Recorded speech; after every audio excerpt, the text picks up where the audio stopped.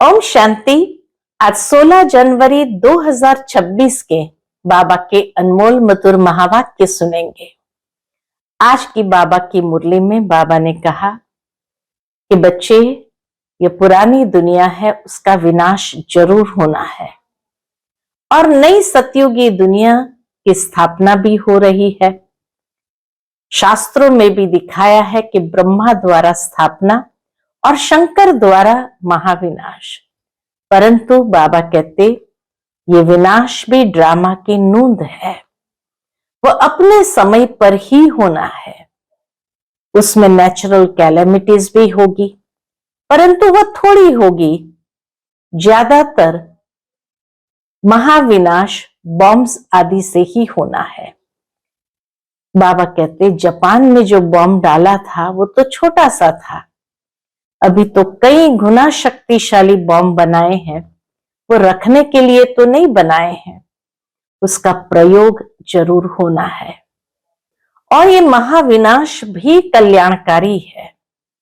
बाबा कहते इस विनाश के द्वारा हर आत्मा का कल्याण होना है। मुक्ति, जीवन मुक्ति को प्राप्त करेंगे और उसके बाद नई दुनिया जो आएंगी उसमें जिन्होंने पुरुषार्थ किया है वो इस संसार में अवतरित होकर के अपने दैवी चोले को धारण कर फिर अपना पाठ बजाएंगे। तो इसीलिए इस विनाश को भी कल्याणकारी कहेंगे, जिसमें सब आत्माओं का कल्याण होना है। इसको अकल्याणकारी नहीं कह सकते हैं। तो सुनते हैं आज के बाबा के अनमोल मधुर महावाक्य। ओम शांति। मीठे बच्चे, तुम जो भी कर्म करते हो उसका फल अवश्य मिलता है।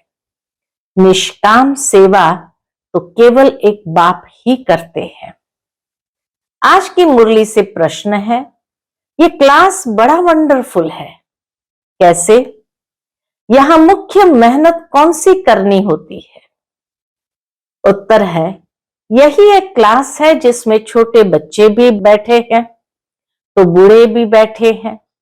यह क्लास ऐसा वंडरफुल है जो इसमें अहल्याएं, कुब्जाएं, साधु भी आकर एक दिन यहां बैठेंगे। बाबा की भविष्यवाणी है कि एक दिन अहल्याएं, कुब्जाएं, साधु भी आकर के बैठेंगे। यहां है ये मुख्य याद की मेहनत। याद से ही आत्मा और शरीर की नेचर क्योर होती है, परंतु याद के लिए भी ज्ञान चाहिए। बिना ज्ञान के ध्यान भी नहीं। ये बात गीता में कही हुई है, ज्ञान से ही ध्यान है। आज की मुरली से पहले गीत बजा है, रात के राही थक मत जाना, सुबह की मंजिल दूर नहीं। ओम शांति। मीठे मीठे रूहानी बच्चों ने गीत सुना। रूहानी बाप बच्चों को इसका अर्थ भी समझाते हैं। वंडर तो यह है कि गीता अथवा शास्त्र आदि बनाने वाले इनका अर्थ नहीं जानते, हर एक बात का अनर्थ ही निकालते हैं। रूहानी बाप जो ज्ञान का सागर पतित पावन है, वह बैठ इनका अर्थ बताते हैं। राजयोग भी बाप ही सिखलाते हैं। तुम बच्चे जानते हो, अभी फिर से राजाओं का राजा बन रहे हैं और स्कूल में ऐसे कोई थोड़ी कहेंगे कि हम फिर से बैरिस्टर बनते हैं। फिर से अक्षर बाबा कहे, किसी को कहने आएगा ही नहीं। कोई भी नहीं कहेंगे कि हम फिर से ये पढ़ाई पढ़ रहे हैं। फिर से यह अक्षर किसको कहने नहीं आएगा। तुम कहते हो हम 5000 वर्ष पहले मिसल फिर से बेहद के बाप से पढ़ते हैं। यह विनाश भी फिर से होना है जरूर। कितने बड़े बड़े बॉम्ब्स बनाते रहते हैं, बहुत पावरफुल बनाते हैं। रखने के लिए तो नहीं बनाते हैं ना। बाबा कहते रखने के लिए तो नहीं बनाते हैं ना। यह विनाश भी शुभ कार्य के लिए है ना। तुम बच्चों को डरने की कोई बात नहीं है। इसमें हम बच्चों को कोई डरने की बात नहीं है। यह है कल्याणकारी लड़ाई। बाप आते ही है कल्याण के लिए। कहते भी है बाप आकर ब्रह्मा द्वारा स्थापना, शंकर द्वारा विनाश का कर्तव्य कराते हैं। सो यह बॉम्ब्स आदि है ही विनाश के लिए। इनसे जास्ती और तो कोई चीज है नहीं। बॉम्ब से जास्ती पावरफुल और कोई चीज विनाश के लिए है नहीं। साथ साथ नेचुरल कैलेमिटीज भी होती है। उनको कोई ईश्वरीय कैलेमिटीज नहीं कहेंगे। नेचुरल कैलेमिटीज को ईश्वरीय कैलेमिटीज नहीं कहेंगे। ये कुदरती आपदाएं ड्रामा में नूंद है। यह कोई नई बात नहीं है। इतने बड़े बड़े बॉम्ब्स बनाते रहते हैं। कहते हैं हम शहरों के शहर खत्म कर देंगे। अभी जो जापान की लड़ाई में बॉम्ब्स चलाए ये तो बहुत छोटे थे। अभी तो बड़े बड़े बॉम्ब्स बनाए हैं। जब जास्ती मुसीबत में पड़ते हैं, सहन नहीं कर सकते, तो फिर बॉम्ब्स शुरू कर लेते हैं।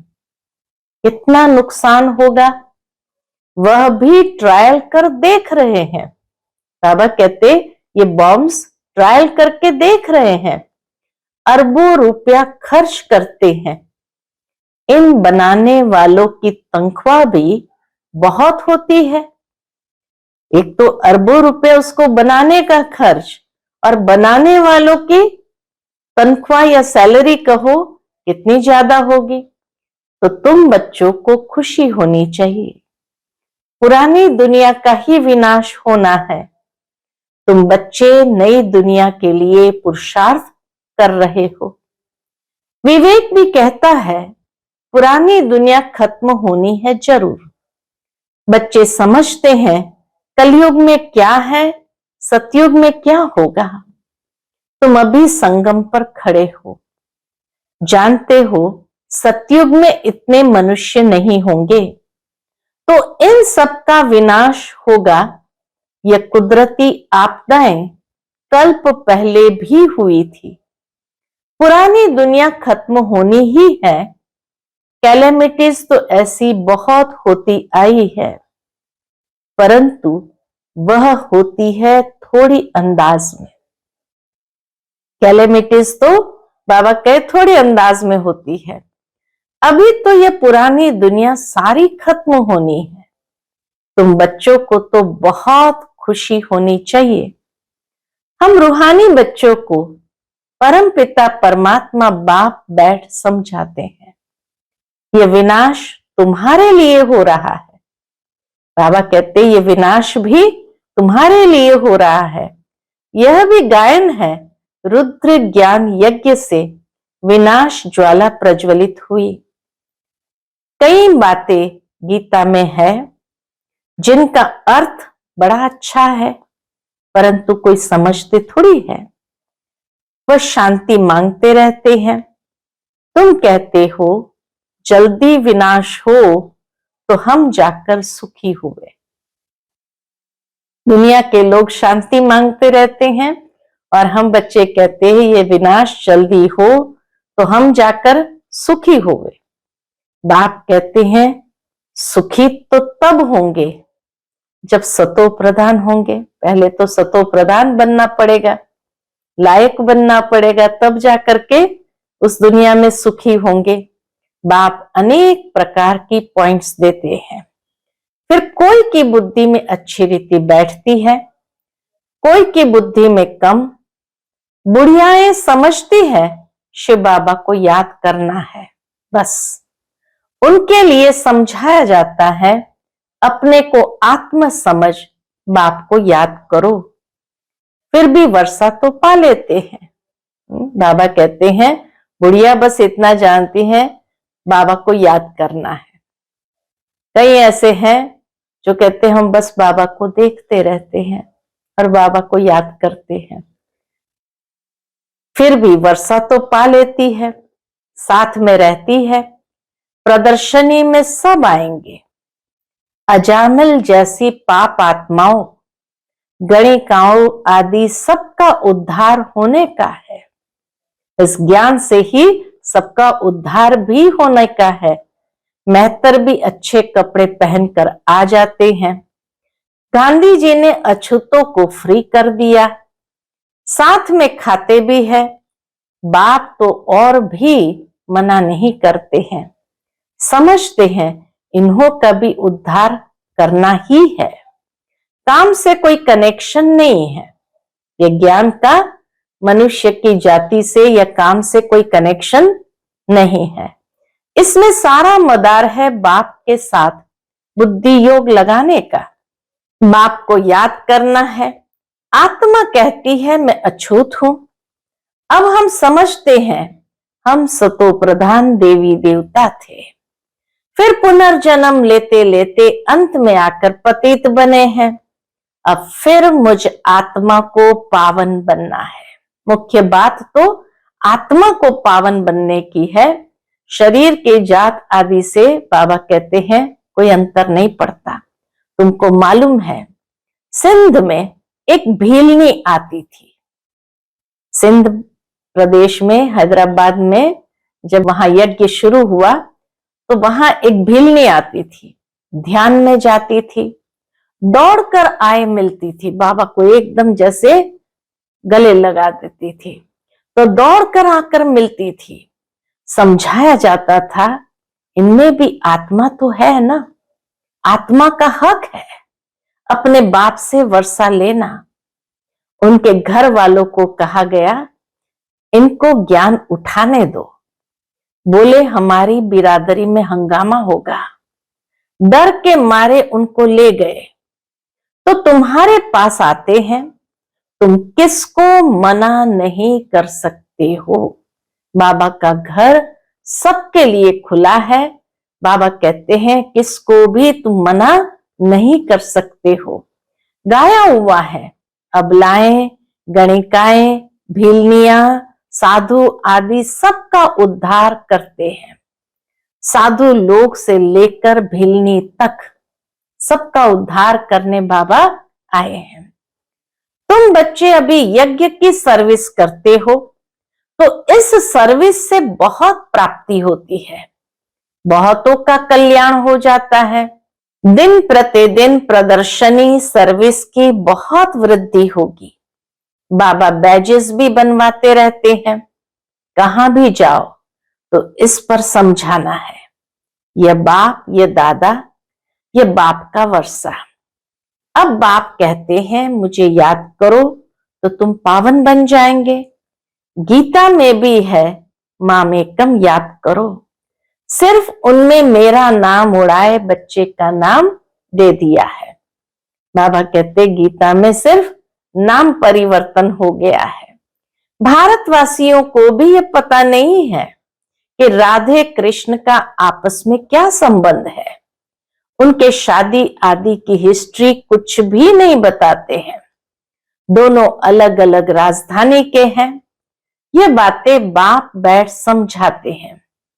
यह अगर समझ जाए और कह दे कि शिव भगवान उवाच तो सब उनको भगा दे, कहने वाले को सब भगा दे। कहे तुम यह फिर कहां से सीखे हो, वह कौन सा गुरु है। कहे बीके हैं तो सब बिगड़ जाए। इन गुरुओं की भी राजाई चट हो जाए। इसीलिए समझते हुए भी कोई कह नहीं सकते इन गुरुओं की राजाई ही चट हो जाए। ऐसे बहुत आते हैं, लिख कर भी देते हैं, फिर तुम गुम हो जाते हैं। बाबा कहे लिख करके भी देते हैं लेकिन फिर गुम हो जाते हैं। बाप बच्चों को कोई भी तकलीफ नहीं देते हैं, बहुत सहज युक्ति बतलाते हैं। कोई को बच्चा नहीं होता है तो भगवान को कहते हैं बच्चा दो, फिर मिलता है तो उनकी बड़ी अच्छी परवरिश करते हैं, पढ़ाते हैं। फिर जब बड़ा होगा तो कहेंगे अब अपना धंधा करो। बाप बच्चे को परवरिश कर उनको लायक बनाते हैं तो बच्चों का सर्वेंट ठहराना। बाप बच्चों का सर्वेंट ठहरा ना।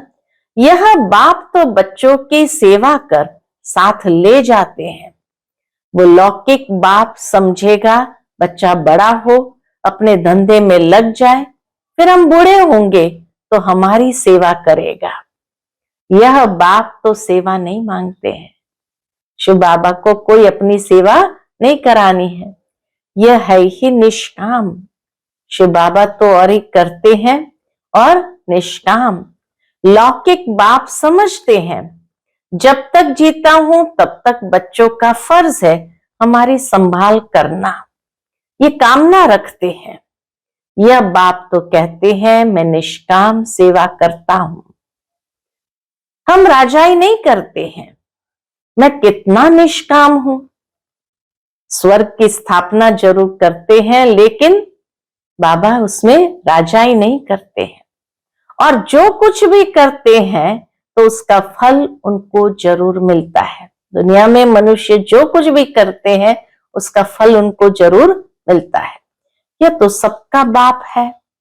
कहते हैं मैं तुम बच्चों को स्वर्ग की राजाई देता हूं।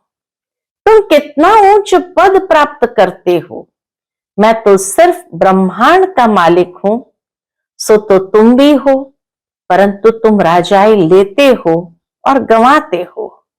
हम राजाई नहीं लेते हैं। शिव बाबा कहते हम राजाई नहीं लेते हैं न गंवाते हैं। हमारा ड्रामा में यह पार्ट है, राजाई दिलाने का पार्ट बाबा का है। तुम बच्चे सुख का वर्षा पाने का पुरुषार्थ करते हो, बाकी सब सिर्फ शांति मांगते हैं। वो गुरु लोग कहते हैं सुख कागविष्टा समान है, इसलिए वह शांति ही चाहते हैं।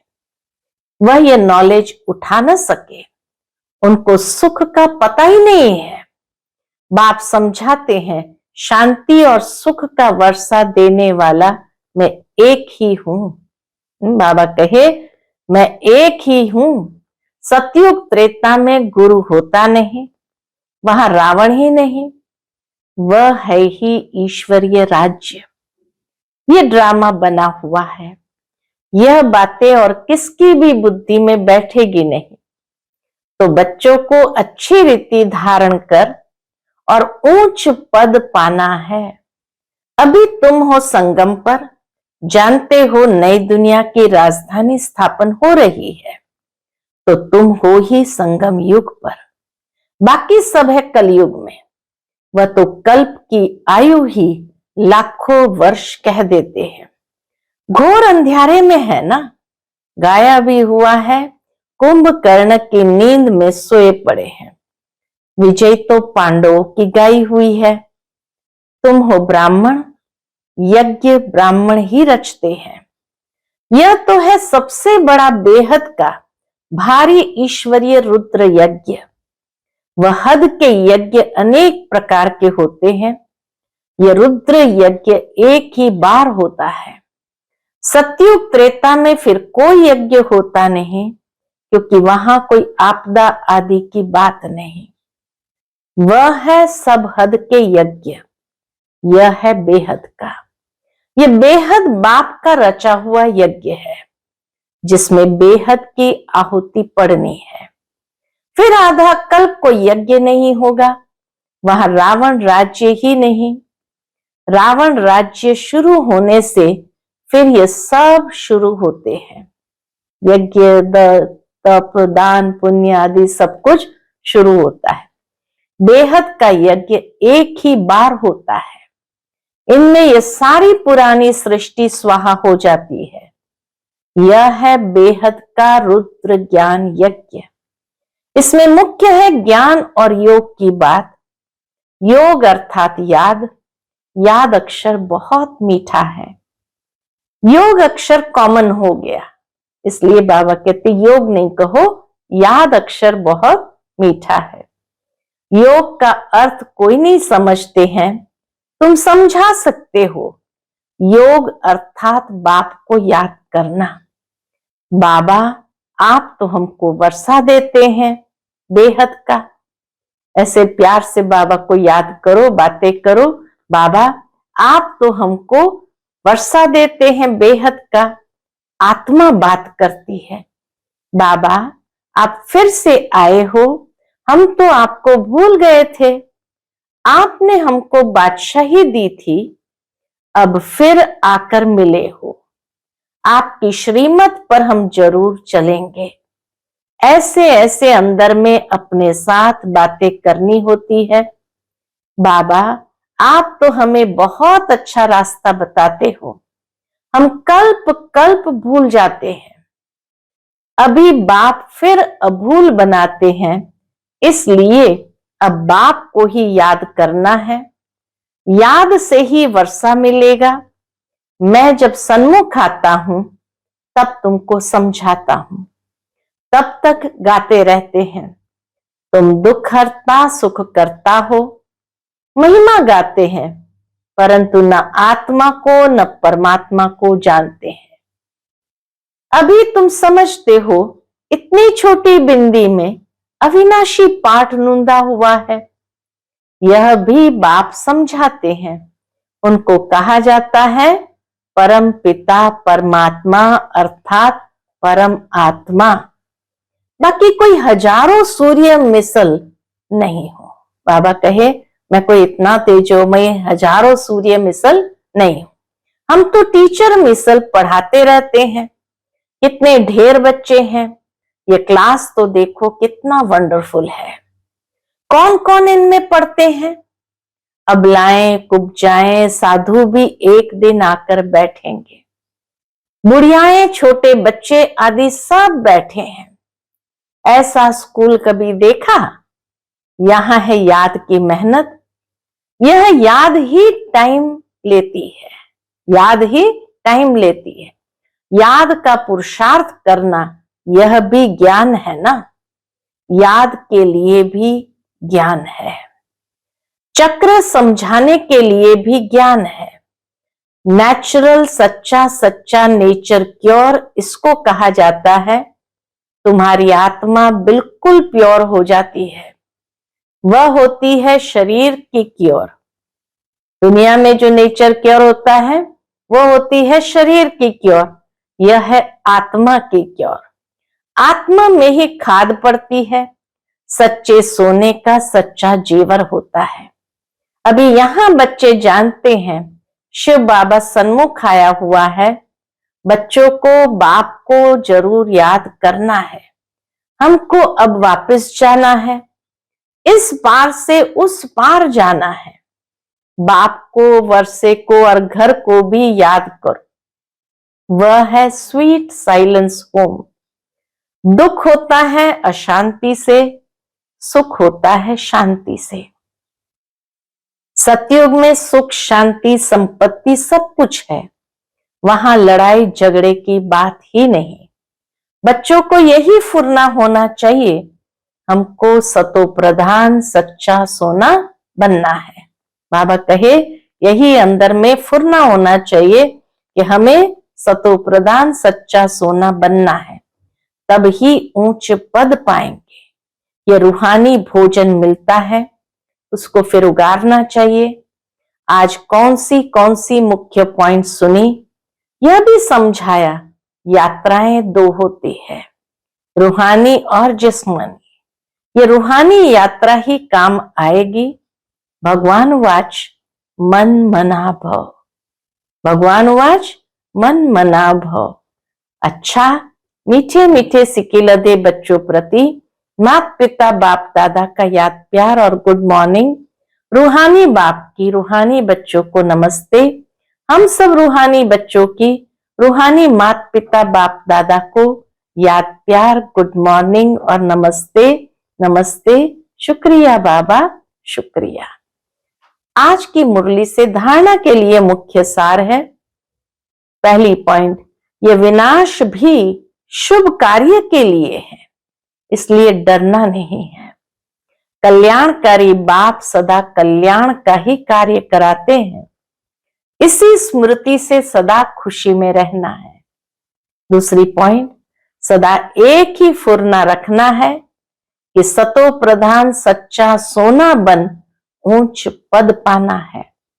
जो रूहानी भोजन मिलता है उसे उगारना है। अर्थात चिंतन करना है। आज का बाप दादा का मधुर वरदान हम बच्चों के प्रति है, स्वयं को जिम्मेवार समझकर हर कर्म यथार्थ विधि से करने वाले संपूर्ण सिद्धि स्वरूप भव। स्वयं को जिम्मेवार समझकर हर कर्म यथार्थ विधि से करने वाले संपूर्ण सिद्धि स्वरूप भव। इस समय आप संगम युगी श्रेष्ठ आत्माओं का हर श्रेष्ठ कर्म सारे कल्प के लिए विधान बन रहा है। हमारा हर कर्म सारे कल्प के लिए विधान बन रहा है, तो स्वयं को विधान के रचयिता समझकर हर कर्म करो। कितना अटेंशन से हमें हर कर्म करना है, इससे अलबेलापन स्वतः समाप्त हो जाएगा।